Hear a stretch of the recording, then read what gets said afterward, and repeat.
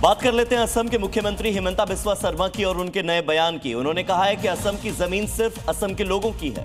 उन्होंने कहा घुसपैठियों के लिए कोई जमीन नहीं, घुसपैठियों के खिलाफ एक्शन होगा। असम के मुख्यमंत्री हिमंता बिस्वा शर्मा का बयान एक बार फिर सामने आया है घुसपैठियों को लेकर। उन्होंने साफ कर दिया है कि असम की जमीन असम वासियों की है और जो घुसपैठिए यहाँ रह रहे हैं उनके खिलाफ एक्शन लिया जाएगा।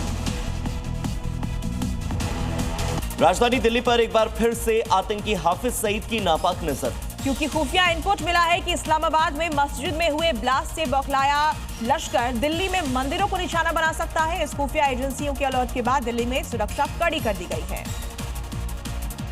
और अगर हाफिज के आतंकी कोई भी नापाक हरकत करने की कोशिश करेंगे तो सुरक्षा बल उनका जहन्नुम वाला टिकट काट देंगे। खुफिया इनपुट ये है कि लश्कर के आतंकी भारत के बड़े शहरों के साथ ही चांदनी चौक के मंदिरों पर आईडी अटैक कर सकते हैं, जिसके बाद सुरक्षा कड़ी कर दी गई है। खास तौर पर दिल्ली के लाल किला और चांदनी चौक इलाके में सिक्योरिटी टाइट की गई। जानकारी है कि 6 फरवरी को इस्लामाबाद में मस्जिद में ब्लास्ट हुआ था, जिससे कई लोगों की मौत हुई थी और उसी का बदला लेने के लिए लश्कर नापाक साजिश रच रहा है और उसी को लेकर अलर्ट भी जारी किया गया। ऐसा लग रहा है कि रमजान के महीने में नफरती गैंग अब और ज्यादा एक्टिव हो गया है, जो समाज के लिए बेहद खतरनाक है। जबलपुर से लेकर कर्नाटक तक इस नफरती गैंग ने पत्थर फेंके, माहौल को खराब किया। वही पैटर्न अब तेलंगाना के कामारेड्डी में भी देखने को मिला। धार्मिक नारेबाजी करते हुए सड़कों पर उतरकर हिंसा का जमकर तांडव हुआ। नफरती भाईजान ने जमकर पत्थर बरसाए। बवाल की तस्वीरें तेलंगाना के कामारेड्डी की हैं, जहां रमजान के पाक महीने में सांप्रदायिक टकराव हुआ।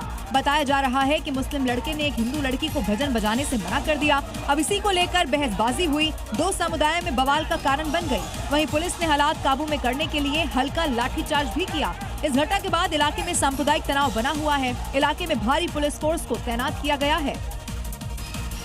हेल्थ सेक्टर में भी अब एआई क्रांतिकारी बदलाव लाने जा रहा है। एआई अब ब्रेन मैपिंग के जरिए शरीर के अंदर पल रही बीमारियों को तुरंत पकड़ लेगा। इंडिया एआई इम्पैक्ट समिट में इंटेलीहेल्थ ने इसी प्रयोग पर आधारित ब्रेन मैपिंग करने वाली मशीन मानस वन को पेश किया है। इंटेलीहेल्थ न्यूरोडीएक्स के संस्थापक डॉक्टर पुनीत अग्रवाल और उनकी टीम के तैयार किए गए मानस वन के पहले चरण में दिमाग के अंदर के हलचल की मैपिंग की गई।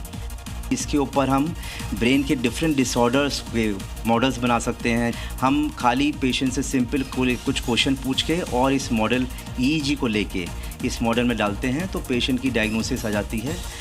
आने वाले समय में इस प्रोग्राम के जरिए ये भी पता लगाना आसान होगा कि दिमाग में क्या चल रहा है, दिमाग क्या सोच रहा है और शरीर में क्या बीमारी होने वाली है।